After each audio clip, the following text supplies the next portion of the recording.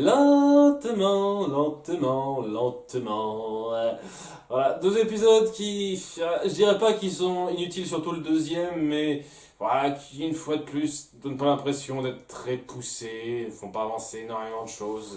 Je veux dire, le second, il y a un petit truc, mais voilà, je m'attendais à les détester plus que ça. Globalement, il passait sans plus. Parce que il y a un petit truc, un petit truc émotionnel qu'on rajoute à cette avalanche de, de plats moyens, quoi, qui font que c'est un petit peu plus que 10 sur 20, vous voyez, c'est ce genre de truc, mais voilà, c'est clairement pas avec ce genre d'épisode que je vais adorer la série, hein, une fois de plus. En tout cas, ouais, c'est parti, épisode 13, donc épisode Moody, où on découvre que Améthyste est encore plus bordélique qu'elle le laissait voir avant, puisqu'elle fout totalement le bordel dans les chambres de cristal des gemmes. Et ouais, quoi, ça finit par puer partout, ça empeste tout le truc. Et c'est juste histoire d'appuyer son comportement qui commence à devenir un petit peu trop excessif dans je m'en fous, t'as vu, quoi. Ça devient un tout petit peu trop excessif dans le genre.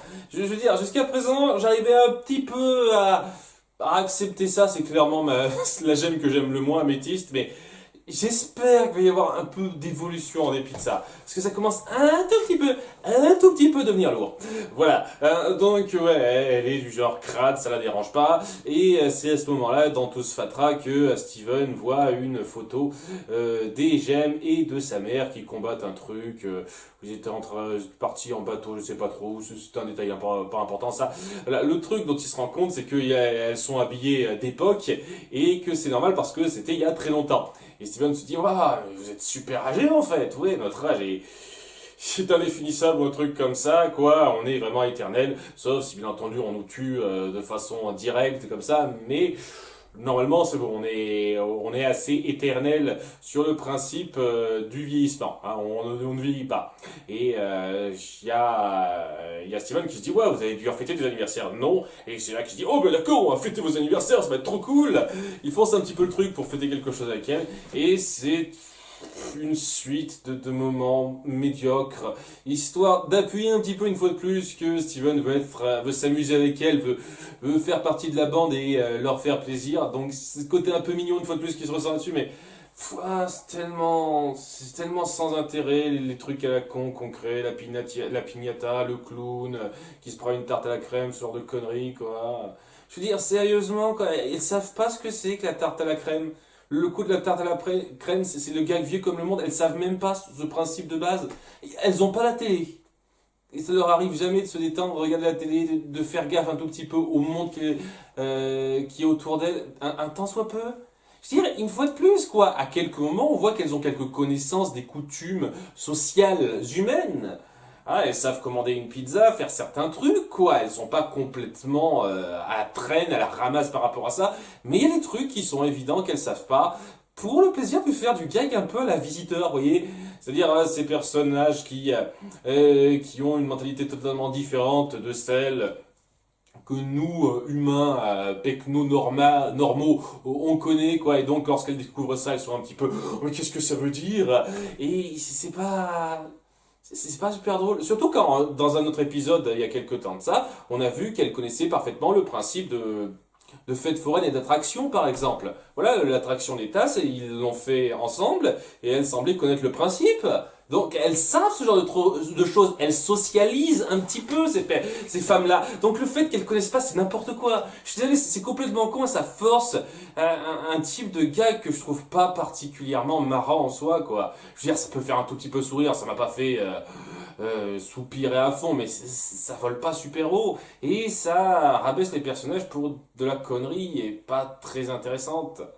D'autant plus que ça met en place le fait que voilà, quoi, ça marche pas ces trucs. Et il y a les trois qui disent ouais, on est un peu trop vieille pour ça. À la fin, lui se rend compte peut-être que lui, en tant que jeune, est un petit peu trop vieux pour ça. Parce que voilà, il a fait venir la dernière fête d'anniversaire qu'il a faite, c'est avec des voitures qui sont toutes mini, et même lui il est un peu trop grand pour ça, il dit ah on vieillit, c'est important, c'est grave, tout ça, en partant un petit peu tout seul dans son coin, un peu démoralisé par ça, il finit par avoir une fois de plus le pouvoir de sa gemme qui agit un peu contre sa volonté, via du ta gueule c'est magique, pour le besoin de l'intrigue, ou alors ça sera repris par la suite. C'est tout ce que j'espère, c'est que ça soit repris par la suite, ça.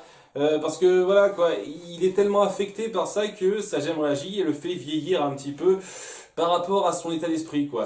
Comment il perçoit le futur, comme quoi il devra trouver un travail, il ne pourra plus être un enfant comme il l'était avant. Une réflexion qui a déjà été mise en avant un tout petit peu dans Fribo, c'est Fraibo ou Fritos, selon la VO ou la VF.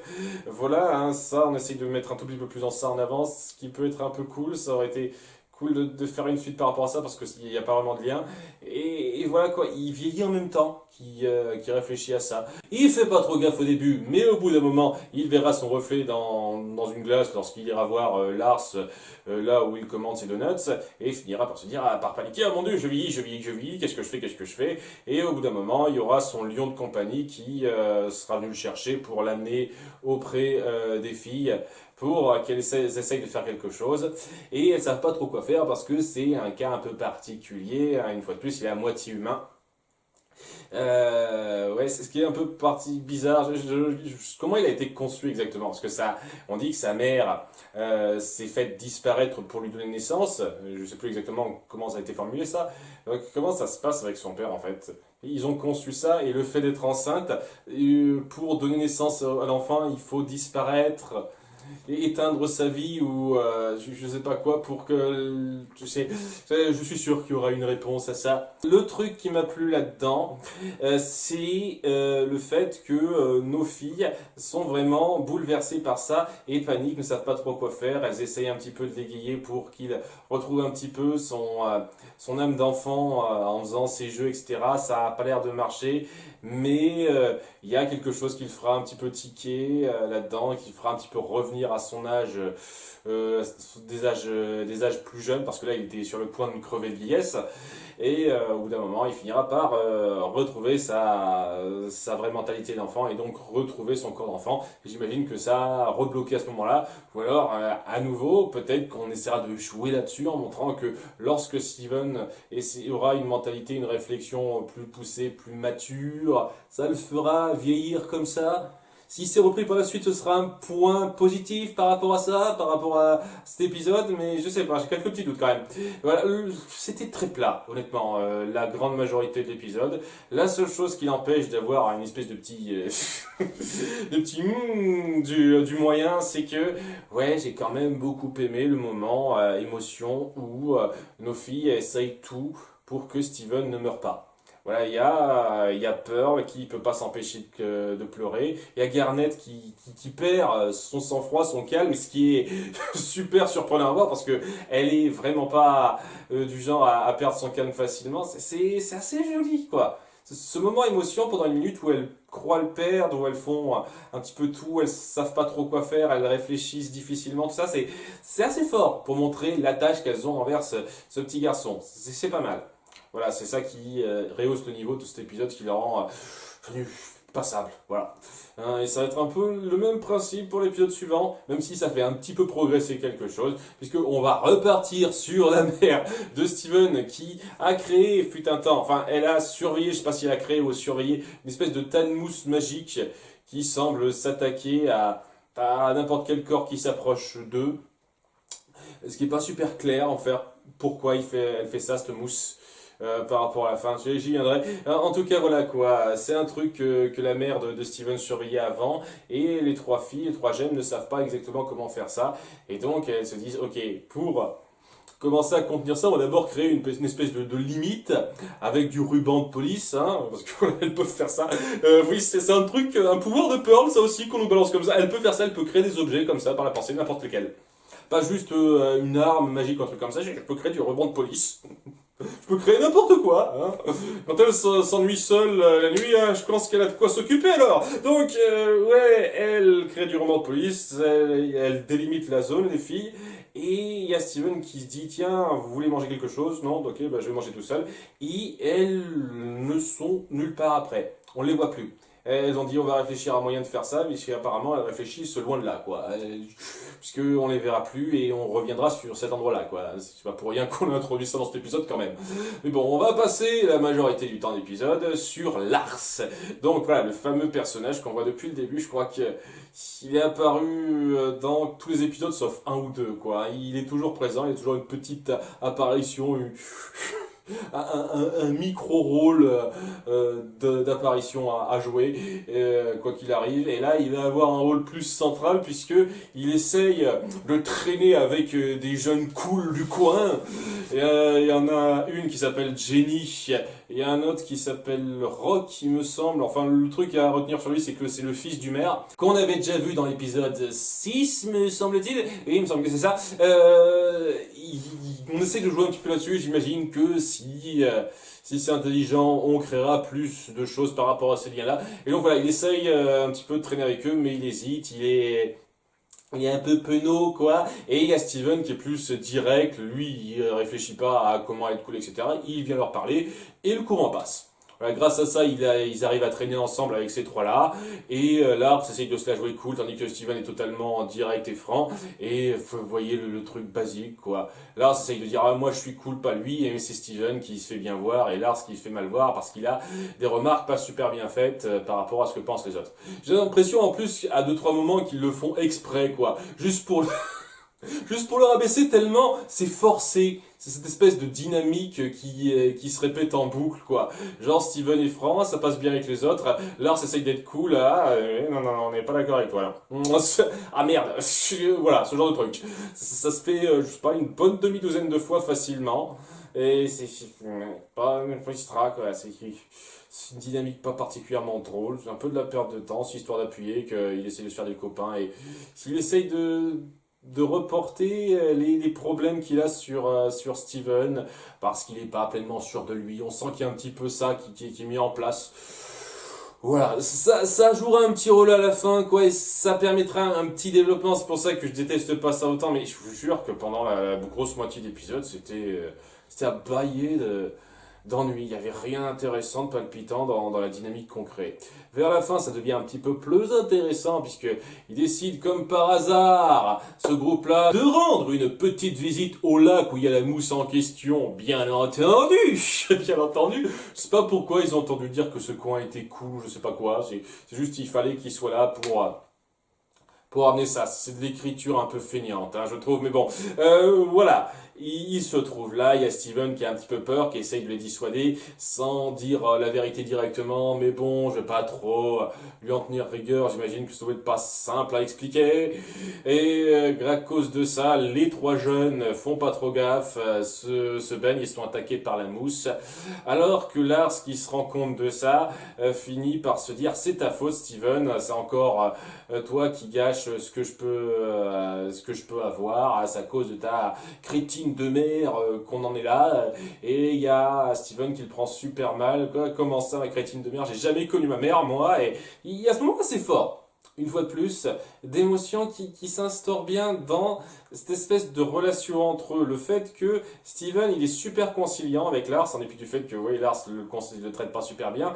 Mais faut pas chercher trop loin quand même. Hein. Il y a certains sujets où il faut pas déconner avec lui. Et là, il le prend assez mal. Il y a ce moment un petit peu intense, assez court entre eux, mais très fort entre eux, qui appuie un début de développement dans leur relation à ces deux-là, que j'ai bien apprécié, vraiment. Ce petit moment-là, ce moment où ils se retrouvent, où Steven lâche un petit peu ce qu'il a sur le cœur par rapport au fait que sa mère lui manque et que ça va pas le prendre de haut pour ce genre de choses quand même, quoi, c'est aller trop loin. C'est bien foutu. Après ça, donc Lars, oui, il finit par un petit peu raver son caquet et suit un peu les directives de Steven, parce que voilà, elles ont raconté ça rapidement, les trois jeunes, que avant cette mousse était au sommet d'une colline, je sais pas pourquoi elle s'est retrouvée là, cette mousse. je sais rien, l'hiver, elle a besoin d'aller dans ce lac et elle doit se rendre à cette colline. Ça c'est un truc, je vais en parler en détail dans très peu de temps. Et donc elle se dit, ouais, on va attirer la mousse, parce que oui, on n'arrive pas à retirer cette mousse qui attaque les autres, quoi. Ils sont sur le point de suffoquer, de s'étouffer, donc il faut les sauver vite. Donc ils les mettent dans la voiture, ils ont un peu de mal à démarrer ça, parce que bon, ils sont encore jeunes, ça se fait pas comme ça. Mais à force de courage et de petites erreurs, ils finissent par se rendre à la colline et sauver une extrémiste, les trois autres, et eux-mêmes, parce qu'ils étaient sur le point d'être ensevelis sous la mousse aussi. Et apparemment, toute la mousse les a suivis, semble-t-il, pour que cette mousse fleurisse en fait, et forme une espèce de pétale de gemme, de diamant, assez joli. Enfin, en dépit une fois de plus, du budget de l'animation qui casse pas des briques, mais ouais, ils arrivent à rendre ça assez joli quand même. Parce que je vous cache pas, je n'arrive pas à parler des détails, parce que j'ai pas que ça à foutre, quoi, ça sera toujours le même truc. Il y a des moments d'expression qui sont un peu dégueux, hein. Je vais pas mettre des extraits à chaque fois, mais voilà, les expressions de Steven, que Steven fait par moment, que ce soit dans l'épisode 13 ou l'épisode 14, pas génial, hein, vraiment, hein, je suis toujours pas fan du travail sur les designs de personnages, hein, vraiment pas. En tout cas, voilà, il crée quand même quelque chose avec ces pétales de diamants qui volent plutôt jolis dans la mise en scène, et c'est là que il y a quelque chose de joli qui se fait avec le gros poids, c'est très joli. Qu'est-ce qui nous a amené là? Il y a Steven qui met un petit peu Lars sur le pouce, c'est Lars qui nous a conduit là, ouais, cool Lars, ouais, et ça va un petit peu mieux entre eux, quoi. On sent qu'il y a un début d'amitié un peu plus sincère qui se crée de la part de Lars pour Steven après cette petite aventure qu'ils ont vécue ensemble. Et je pense que c'est ça qui arrive un tout petit peu à rattraper, une fois de plus, le côté assez plat de ce que ça raconte, quoi. Parce que c'est pas très intéressant. Je veux dire, la grande majorité des trucs, c'est des événements qui se passent, pas mûrement réfléchis, un peu cliché, j'ai envie de dire, merde. Donc, pas génial. Et d'autant plus que, ouais, faut que j'en parle un petit peu, quoi. Je comprends pas pourquoi cette mousse s'est pas rendue directement d'elle-même à cette colline. Elle pouvait pas le faire toute seule. Elle est un peu consciente de ce qu'elle veut, cette mousse. Pourquoi elle se déplace pas vers cette colline? Parce que c'est quand même cette mousse qui a dû se déplacer vers ce lac. Ou alors cette mousse a été amenée à ce lac par Rose Quartz, donc la mère de Steven, elle avait là pour habitude de la ramener à cette colline après. C'est pas clair. Pour moi, c'est pas clair, hein, mais bon, ça fait partie des tonnes de trucs qui sont pas super bien expliqués, pas bien mis en place. Mais bon, pour revenir rapidement aux épisodes, donc comme je l'ai dit, globalement assez plat, moyen, mais le petit détail émotion, le petit détail de personnage, de lien de personnage, en plus, assez joli, assez touchant, qui parvient à remonter ça un tout petit peu vers le haut et à rendre ces épisodes passables l'un comme l'autre. Hein, ça casse pas la baraque, c'est sûr, mais ça aurait pu être pire. On verra par la suite, à bientôt pour les épisodes 15-16. Bye!